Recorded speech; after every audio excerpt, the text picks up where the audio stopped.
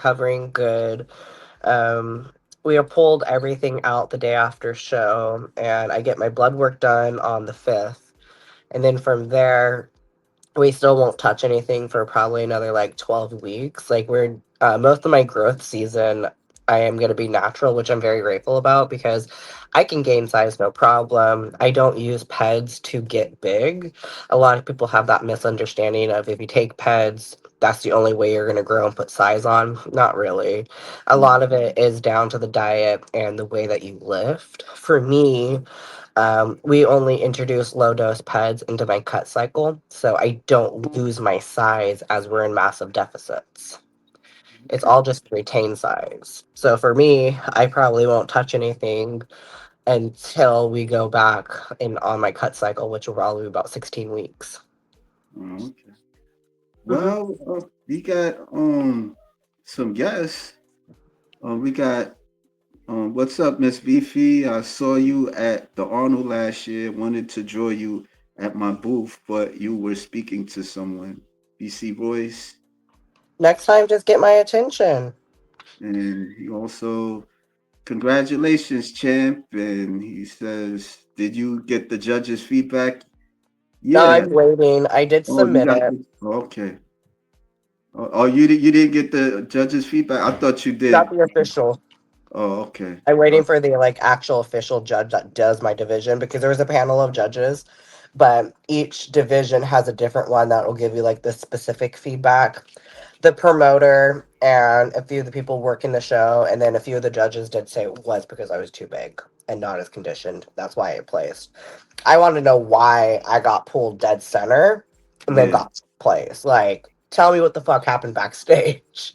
yeah, And then I right. just need to know, moving forward, like if it was to sizing me up to the competitors that showed, if that's something that I have to look forward to in my next shows. I'm doing nationals September 4th. This is the North Americans. So I need to be prepared that when I go in doing my show, if it's the size of the competitors that I'm being sized up against, I need to make sure, like, okay, for physique, maybe make myself look a little bit smaller and a little bit more feminine and softer versus going in hard like I would for women's bodybuilding. Yeah, So it's trying to get that specific feedback so I can work with my coach and work with my sponsor moving forward to be more prepared so we can go in and dominate. right. If you had a choice, like if you got your pro card today, would you want to be women's physique or women's bodybuilding? Um, I don't really have a preference because Right. I love both divisions, and being in between both of them still give me something to grow into. But I will say I enjoy bodybuilding poses a little bit more versus physique poses. I don't like the weird open cat claw looking hands, the whole thing people do with their fingers. Like, I Yeah, don't like like that. I like the closed this thing. fist. Yeah, the my little Yeah. gypsy hands. No, I prefer closed fist. I like it better. You make muscles pop harder. To me, I like that. And then I really like the side chest pose, and then I like to be able to do like the back lat spread. Yeah. And you don't get that in physique, so Yeah.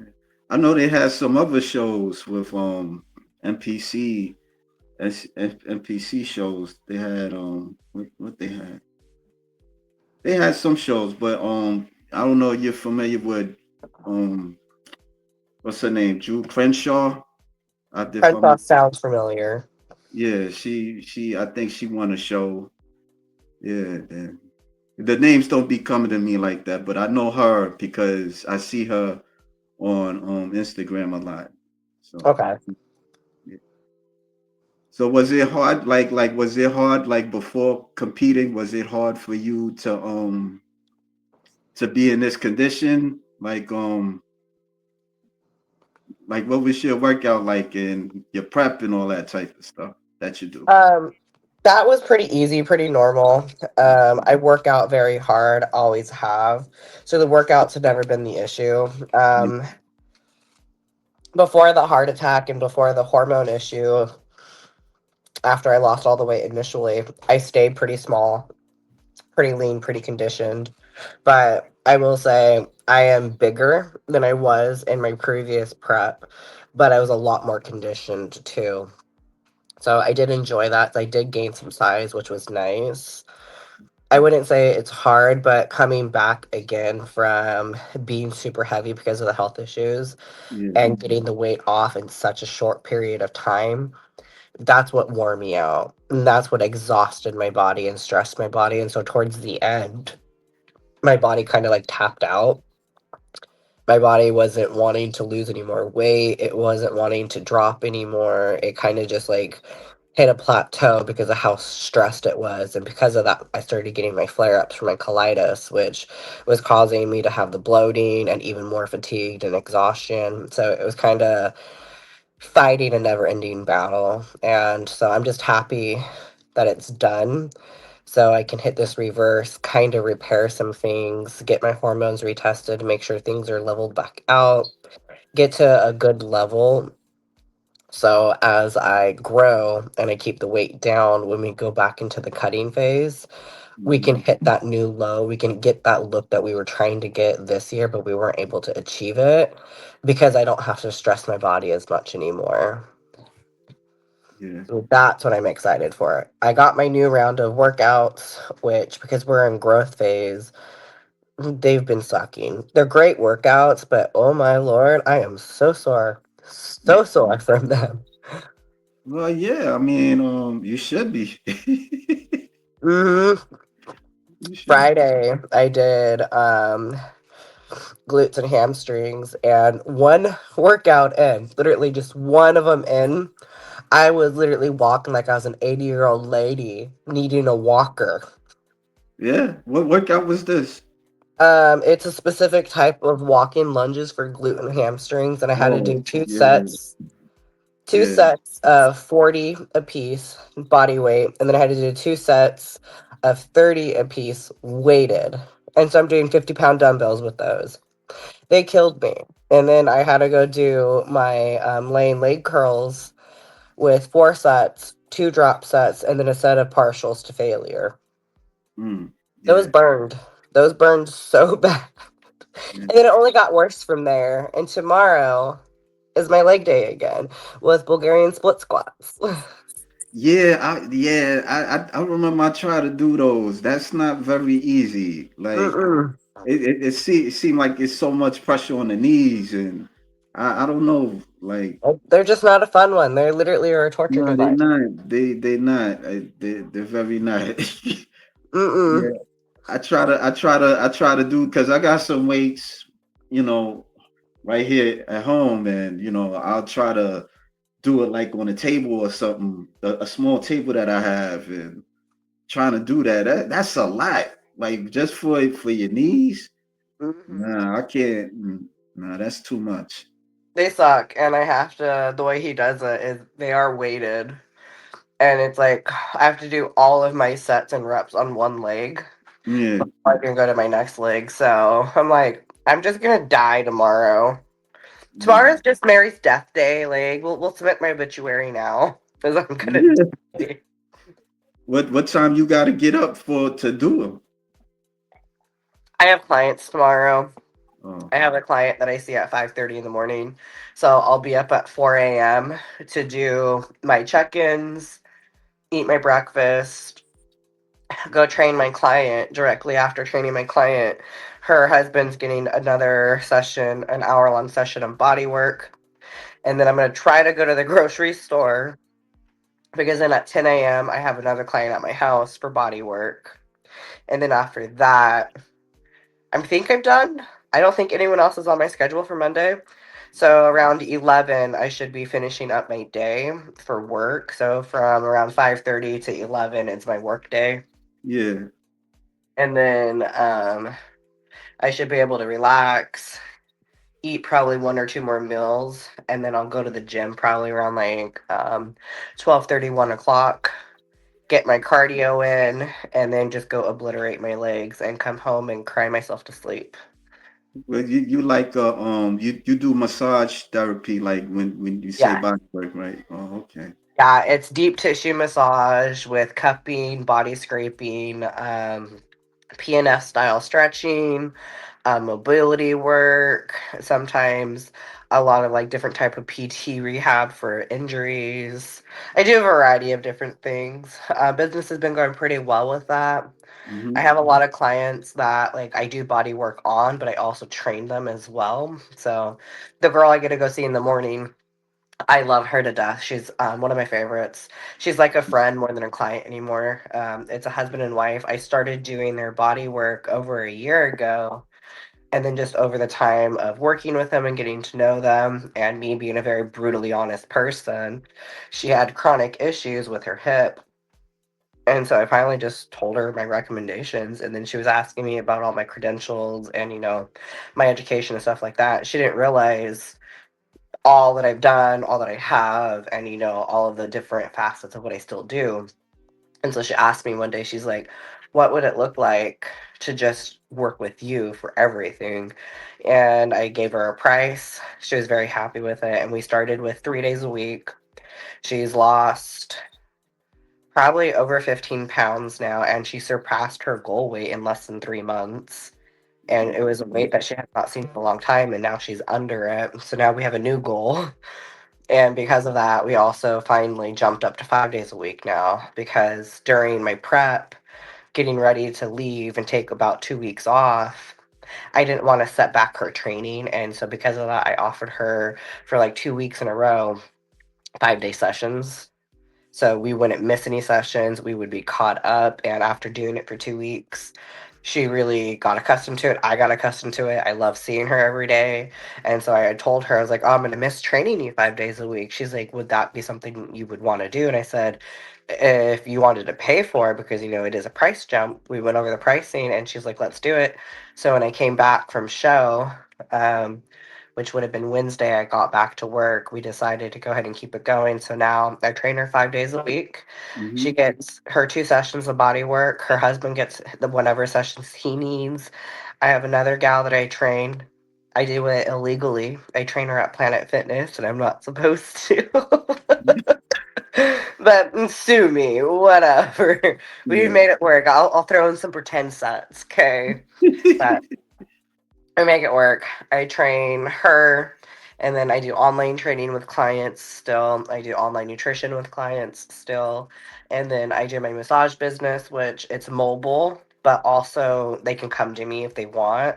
But 9 times out of 10, clients love the fact that I will come directly to you, to your home, to your workplace, wherever you're at. If there's a space for me, I will come to it to make it work for you. And I come at odd hours. That's good. Yeah.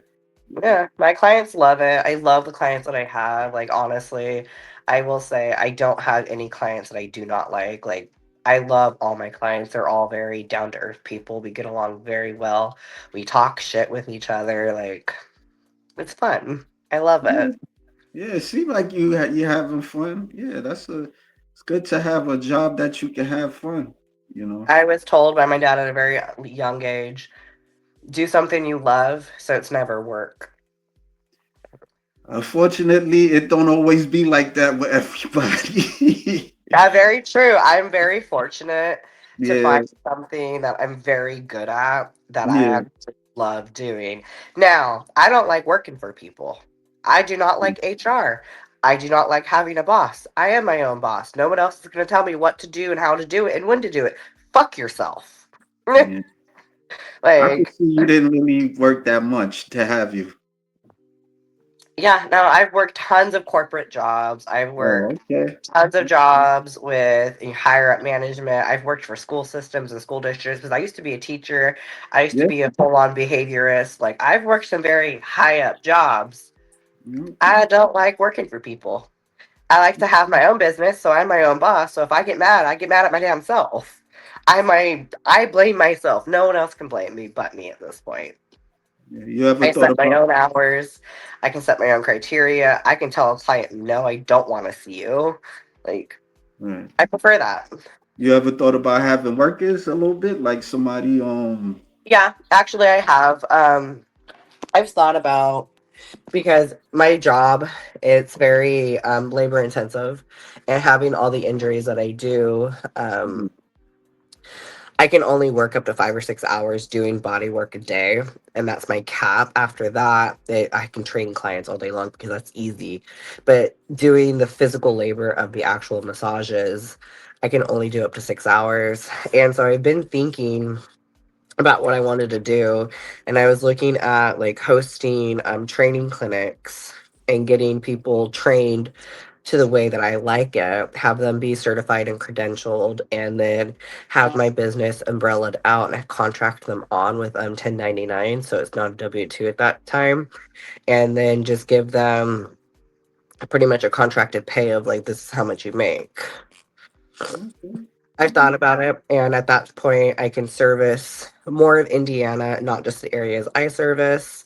I can service other states and have people doing it, and it would be done under the style that I like, the style that I know is working, and be able to physically train the people and how to perform it and deliver it, so I can be comfortable with knowing that it's being done right.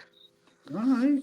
That's Because the fine. worst thing is to start yourself, have a brand, have an image, and then have somebody fuck it up because they don't know what they're doing. Yeah. I don't do massage therapy, so I'm learning from what you telling me. So Yeah, I mean, there's tons of different ways to perform a massage. I do mine more in the manner of like a holistic sports medicine rehab style. yeah. And so mine's not like that frou frou make you feel good massage that you want to go back to every day of the week. No, mine's painful. Mine hurts. Mine sucks. It's not a joy getting it done. Like I tell all my clients and future clients, like it sucks getting it done. It's not enjoyable. But the trade off is as soon as I'm done, the relief you feel, how your pain starts to subside, the long lasting effects you get from it. What do you do? Like what? Like you like put pressure in the muscles or? Yeah, there's a lot of different techniques to do. And for me, I go deep enough that I get deep into the fascia itself to relieve the adhesions. Yeah. There's different ways to relieve the knots because sometimes you can't break open an adhesion and relieve the tension of the knot by putting pressure. Because a lot of the times it's where it's at in the muscle. And you got to think about it. The muscles all like lay on top of each other. And so, like with your trap, the trap is made up of many different muscles going different ways. And so, a lot of times when you have like adhesions in here, I can press for hours on it and it won't get any smaller. And it's because instead of pressing into it, you need to decompress it, meaning you have to use a certain style of cup that's going to pull it up to the surface through the other muscles so I can break it open. And sometimes not even body work with a manual is going to break it open. Sometimes you have to do a variety of cupping, a variety of ART, which is having you actively move during certain types of releasing and then scraping. Right. So it's knowing how the body feels. And a lot of this is done through touch. You have to touch your clients and feel the anatomy, feel the way the body's working, talk to them as you're doing it to make sure things are releasing, how it's feeling for them. And you have to feel for yourself and know what it feels like when you release a muscle, know what it feels like when you've held it long enough that it should have released and it's not budging, and so a lot of it is you have to be very intuitive with your hands when you're touching people to know what it's supposed to feel like. And so it's not meant for everybody Yeah. because a lot of people just don't have that connection or that understanding because massage isn't done through seeing. Massage is done through your hands and the touch. And so you see through your fingers essentially. You see through touching them and feeling their bodies. Like you study well, like you study like acupuncture, like the energy channels and stuff like that, Some or of that, yeah, a lot of that is incorporated. Like I do a lot of reflexology. Like I have the kits to do that to release the pent up energy because a lot of the times there's certain pressure points in your feet that you have to release to have other things unlock. And so it's just knowing the anatomy.